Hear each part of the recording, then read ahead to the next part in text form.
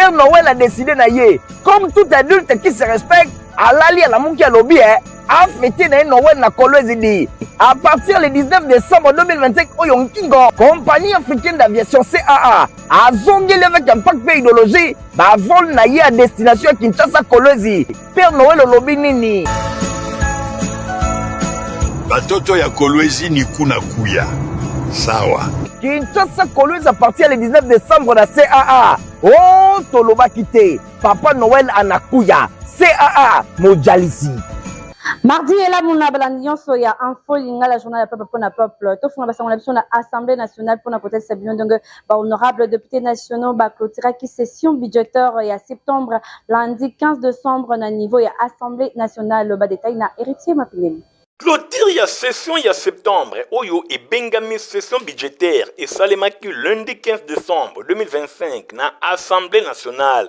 Nabo Kambeme ya président Aimé Boji Sangara. Nyonso et les kaki kitoko pendant 3 mois mobimba ya misala ba honorable député nationaux ba salaki mosala ya makasi ba votaki ba loi ya ndenge na ndenge ba salaki ba interpellation pe ba salaki ba contrôle ya ndenge na ndenge. Nyonso wana ezali kotalisa bilan positif pour na session na bango ya mois ya septembre oyo et se clôturer ndenge président ya Assemblée nationale Aimé Boji Sangara atalisaki na maloba na ye na bokomi na ye akutaki ba honorable député en pleine session payé à Zwaki mbala moko train en marche kino kokomisa yango na suka ya session ndenge ekomi.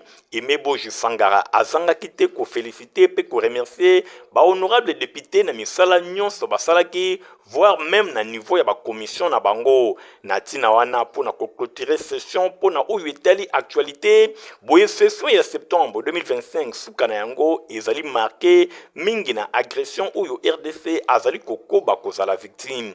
Aimé Boji Sangara a dénoncé qu'avec fermeté poursuite et agression au na partie est de la République démocratique du Congo et pas ya Rwanda na nzela ya supplétif na ye ya mouvement AFC M23 intervenant qui na tribune ya souveraineté nationale a rappelé espoir oyo ezali kosifité la validation il y a le 4 décembre à Washington accord de paix le 27 juin 2025 entre RDC na Rwanda yango ezalaki rapidement douché na violation ya engagement oyo mingi na nzela ya attaque ya ville ya Uvira selon président de l'Assemblée nationale alobi ba acte oyo ezali ko marquer mingi na ba bombardement incriminé na ba attaque ya ba drone ezali ko viser ba population civile yango ezali ba crime de guerre pe ba crime contre l'humanité na violation ya droit international humanitaire. Assemblée nationale azali ko exiger arrêt to boutique qui directement ba agression pe azali ko senga na communauté internationale asilisa impunité na ko sanctionna ka état agresseur. Aimé Boji a commis position ba États-Unis oyo ba identifier clairement Rwanda lokola acteur majeur ya déstabilisation ya est ya République démocratique du Congo pe ba sengi na ba membre permanent ya conseil ya sécurité ba transformer prise ya position oyo na ba action moko concrète pour na ko imposer kimia liboso ya persistance ba violence oyo atalisi solidarité ya représentation nationale et longwa na ba population ya Goma, Bukavu, Uvira pe ba localité mosusu oyo ezali affecté na kosengaka unité vigilance pe soutien ba forces armées ya RDC pe ba patriote wazalendo oyo bazali engagé pour la défense ya territoire. Ndenge moko pe na Sénat ba honorable sénateur bango pe ba clôtura qui session ya septembre lundi 15 décembre na bokambami ya président Jean-Michel Samalukone. Ministère ya économie nationale uti kotinda ba agent na ye na terrain pour na ko identifier ba commerçants nyonso ya secteur informel. Bolanda.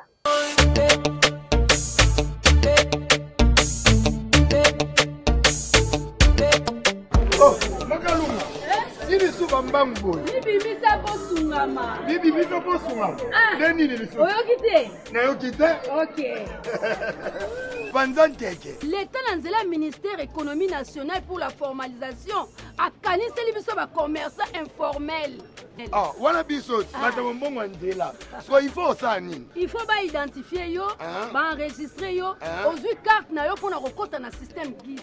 Ah, c'est bien mon frère. Mais siko ba avantage ndeza nini? Avantage à liboso. Oko bénéficier na soins de santé universel. OK. Yami balé, okoma membre ya CNSS. Pour na kobatela bompaka na yo. Yami satu. ministère économie nationale akoki mpe kofacilite yo ozwa mbongo na banque. Maintenant nyonso wana esengi oza na pièce d'identité na yo, carte d'électeur, passeport to mpe permis de conduire. Oyo elonga te elonga mama neti nga so na bina convaincu te ekomi kindoki mais tokozwa bango wapi? hey! Bakita sur terrain. Baja ya ministère économie nationale. Ok. Bakoya omona bango balati ba gilet na bango. Bakozo ba information nyonso na téléphone. Baza na ordre de mission. Ezali kanisa malamu. Mama Kalunga. Ndembo lobeli biso toyoki. Banzo sango mokili mepe yoka. Yango na osala musala. Oza pona biso. Pona biso yoka sunga pepe. Wa biso. Yango na moni ono fundu ko. Oza na mwa information. Kinienza. Batiki nyonso ya nzela nibimisa po sungama.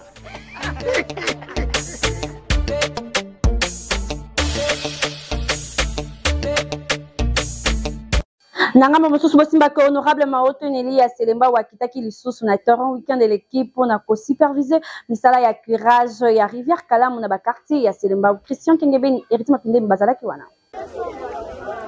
Papa Selembao, honorable Maotwene Elia Selembao, Oyo Bana Selembao Bazali Kobenga, le responsable, Azali Kolalate, Azali Peko Kangamabo côté, week-end eleki, Akitaki le sous na terrain, toujours na objectif, ya ko superviser, misala ya curage ya rivière Kalamu, Oyo Ezali Kosalema, na ba quartier lokola Pululumbambo, pe quartier Kalunga, Bana komini ya Selembao, ba sepela ki makasi, balobi Maotwene, Azali vraiment molobeli na bango alingi bien-être ya population oyo apesaki confiance oyo atindaki na assemblée provinciale honorable Maotwene alingi te bana Selembao balela esengo ya bana Selembao ezali vraiment honorable Maotwene du le responsable azali mutu ya terrain to sepeli komona papa oyo parce que to vanza bambule belé batu bakwei batu bacholi yango wana komona yebo epesi biso esengo tozana ba base biso nyoso to soutenir papa opa kende liboso kama pambo lezolanda elanda ye mokote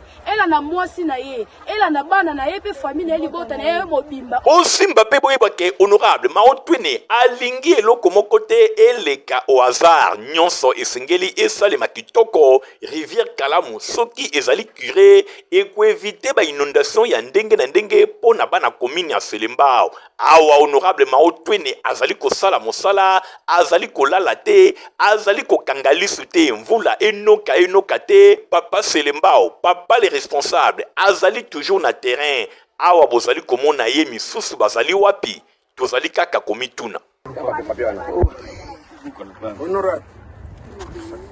Honorable Florent Lebe Mupia kitaki samedi 13 décembre na Kimbangu un Yolo Nord 3 pour na ko inaugurer pont oyo a réhabiliter Kimikoleleki Nathalie Kaila reportage. Honorable Florent Lebe Mupia akitaki weekend eleki na pont oyo asala lelo ya rivière Kalamu entre quartier Kimbangu 1 na Yolo Nord 3 pour na ko inaugurer yango na sima ya réhabilitation na yango pamba te pour na petite histoire pont oyo esalemaka na ba fonds propre ya honorable Lebe Mupia mikolo eleki ebebaki suite ya bambula oyo enokaka population ya Kalamu bayebi bolamu bayaki na badoléance epai ya honorable Florent Lebe ye lokola papa atonda boboto akokaki kokanga motema te nde atiaki loboko na libenga pona kobongisa pont oyo ndenge bomoni yango weekend eleki honorable Florent Lebe ayaki kopesa passage ya circulation ezonga akataki riban pe abwakaki masanga na mabele pona koloba te désormais population azongela kolekana ndenge amesanaka sieste oyo esepelisaki population na ndenge moko ya kusakana te kokendaka na mai na miniti opo ezengi na miniti oyo toyaloko oloba tonza makambola ye maboko ne ekele biposte biso bamama tevote ye maleki badepute ebele nakomi na Kalamu ata ndete moko te asala makambo oyo toyokwamaki makasi mpe na pont oyo pasi elekaki biso moto akoya kosalela biso eloko oyo azalaki te tozokweya na bamai kozinda na bamai napesi isu papa na biso lebe mbote makasi na nyonso awuti kosala atuka toza na eloko tokopesa ye te. Ye moko mpe honorable Florent Lebe Mpia aexplikaki geste na ye. Ndenge bomoni lelo yeboye ezali kokolo na ye kopesa officiellement mpo nasali na population na biso ya Yolo na population ya biso Kalamu bon ya Kimbangu possible. Pour dire que quand il prend une énergie, Nambula, Batalelaki, Nambula qui est malade, il va y mettre ça de temps de chiffre de la salade, mais la salade a toujours pour faire soutenir la population.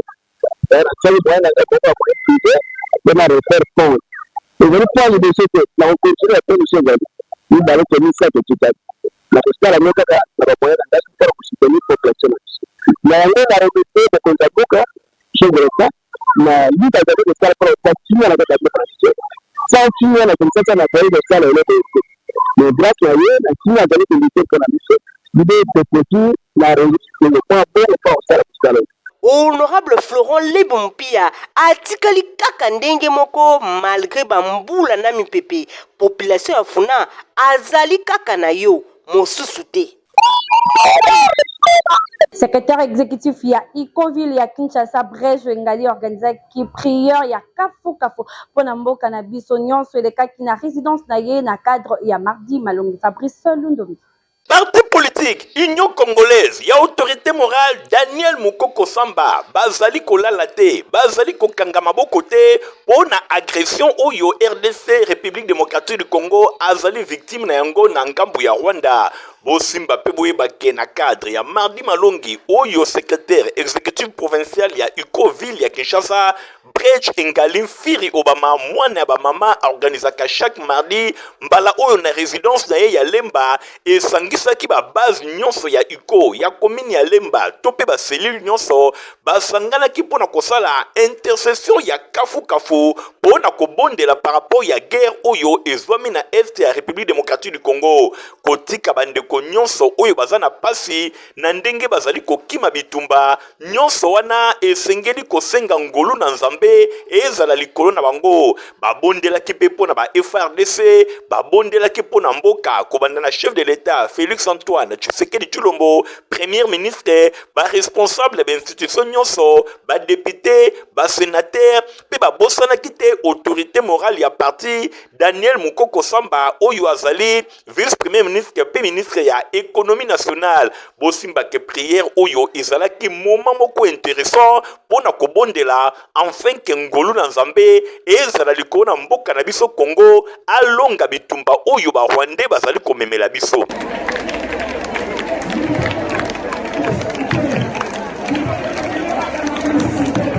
Bosimba pe boyebake nyonso elekaki vraiment kitoko. Brèche Ngali Firi Obama, le lion de la ville, secrétaire exécutif ya Icoville ya Kinshasa, apalola kiboyi. Mboka ezali agressé, ezosenga na minute oyo moto nyonso atelema na losambo abondela mpona mboka na biso, toza na besoin kimia ekoti. Nzambe alola apesa kimia na Congo. Pouvoir nyonso te utake pa ya nani? Ya Nzambe. Lokola Nzambe atiaki Tshisekedi, Félix Tshilombo, lokola président, Nzambe abomba ye, Nzambe abatela baministre nyonso, abatela gouvernement mobimba, abatela pe peuple congolais nyonso esika azali, ete makile ya peuple congolais tanga. Nyonso wana ezali kotalisa force ya Iko, dynamisme ya Iko, patriotisme ya Iko, ba membre nyonso ya Icoville ya Kinshasa ba telemi balobi ensemble RDC akolonga bitumba oyo ba Rwandais bazali komemela biso na ba prière ya kafu ya boye, ezali kotalisa ke Iko vraiment atelemi penepene ya bakonzi ya mboka, penepene ya mampinga na biso pona kolonga bitumba oyo. Merci Brèche Ngali Firi Obama elongo na ba base nyonso ya Lemba boye prière na bino eyokani.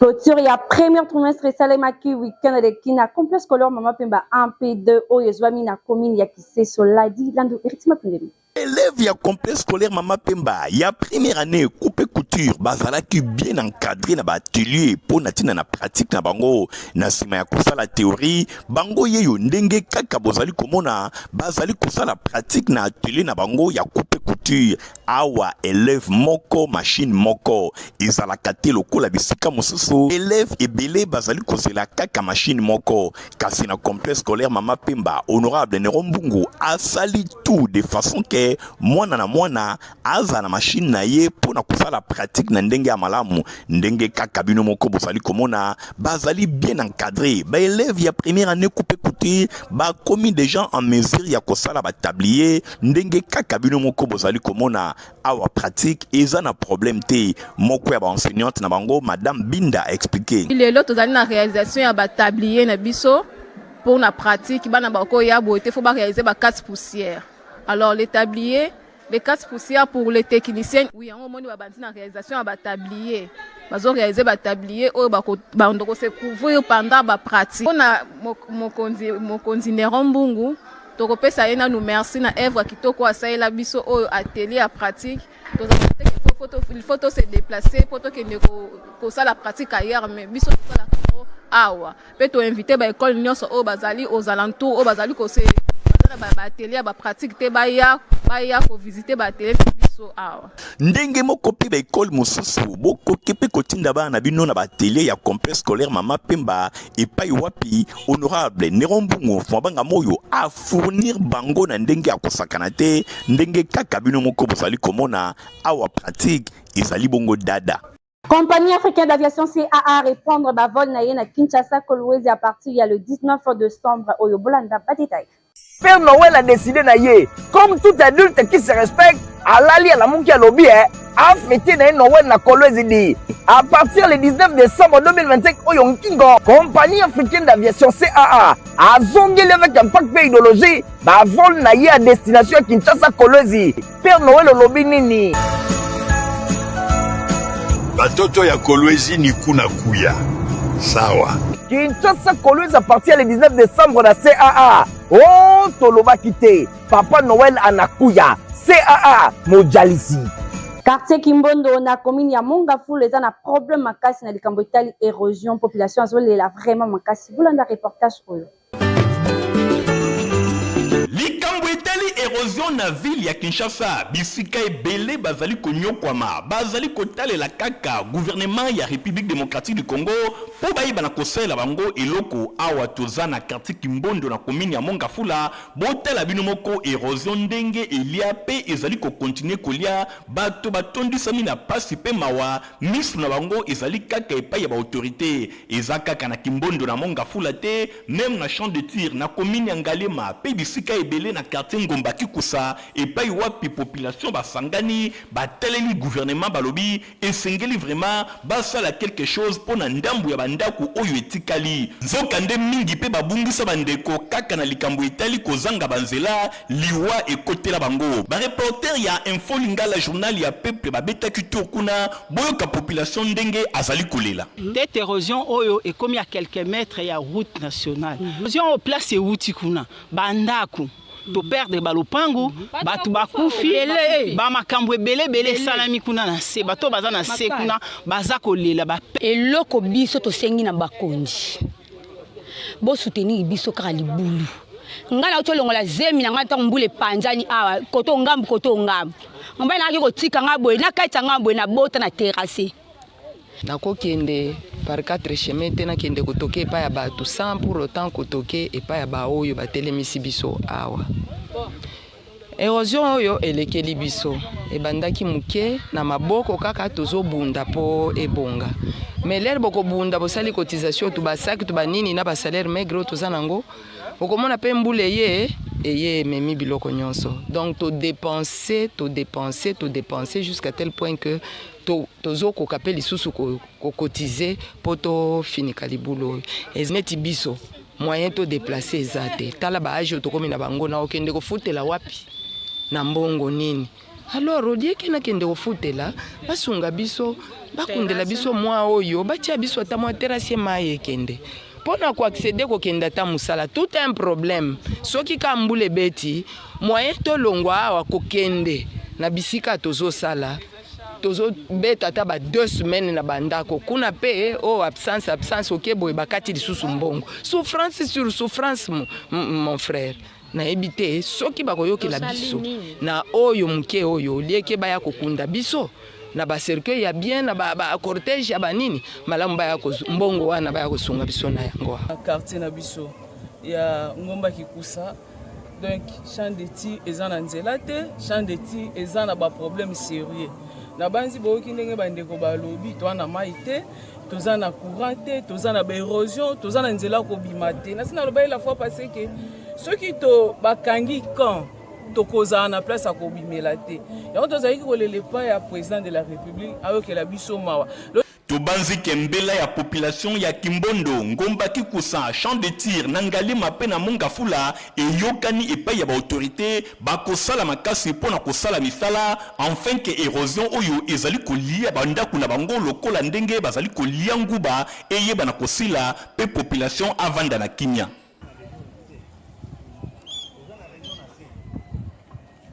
Reporter ya info lingala journal ya peuple babeta kipe tour na commune ya Kissé sobola na reportage oyo basali libino par rapport ya ba difficulté ya mai. Awa tozali na ville province ya Kinshasa kasi likambo ya kokamwa ezali ke bisika mosusu bazali komela mai ya mabulu ndakisa commune ya Kimbateke na quartier Kikimi population oyo bazali na esengo soko mokete po ba difficulté ya mai pe insécurité kutu ya kosakana te.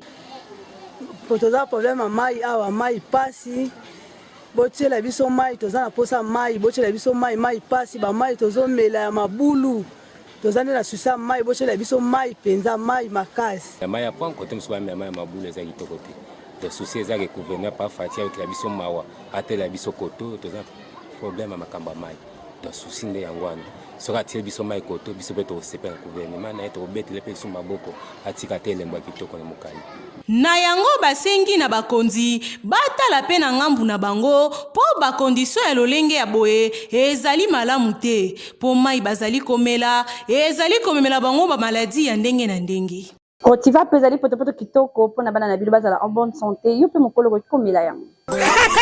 Protiva encore et toujours. Oyo mama bituna tuna ayeba kateti lero apesa mwana ye bire. Ebe na santé kitoko boye. Ole sakaye nini?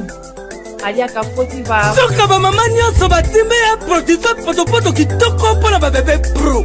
Mama ye, soma ye. Mwana na ngai, depuis abanda kolia, akoli boye. Aliaka kaka Protiva. Protiva. Protéine, vitamine, énergie. Azama yele na classe, abela kabela kate, alimbaka te. Ba maman, félicitations na bokoneri bana. Protiva, facile à digérer et nourrissant. Ezana, protéines, vitamines et énergie. Bébé na yo kitoko ninyo esakaye. Baba ingakango, sante kitoko nzoto makasi. Matemi disa, mama letsa mwana. Sukana mbimbi, oye sukana mbimbi. Protiva. Tozana communiqué nécrologique bola na lecture na yango na mongongo ya Iriti mapendemi.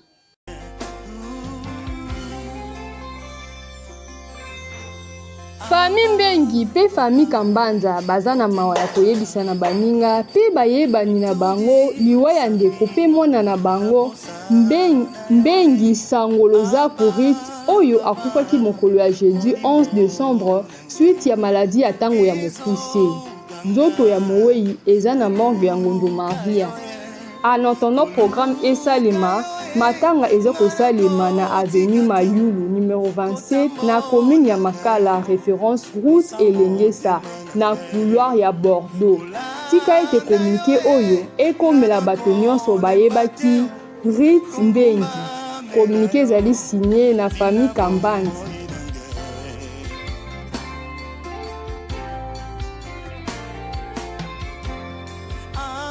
Merci na confiance pe fidélité bozala kana yango na info lingala journal soki bosepela ki na édition mokola lelo la merci na Igor Tingwa zala ki na sima caméra supervisée et pas ya héritier mapinde mais na montage ko na sima maki pas ya Fabrice Lundomi pe Christian Kiangebe ngala bino to kutani na mokolo lobby au revoir. Père Noël a décidé na yé comme tout adulte qui se respecte à l'ali à la monki à lobby afete na Noël na Kolwezi di. À partir du 19 décembre 2025, Oyo Kingo, compagnie africaine d'aviation CAA, a zongé avec un paquet idéologie, ba vol na à destination Kinshasa Kolwezi. Père Noël olobi nini? Batoto ya Kolwezi ni kuna kuya. Sawa. Kinshasa Kolwezi à partir du 19 décembre na CAA. Oh, toloba kite. Papa Noël anakuya. CAA Mojalisi.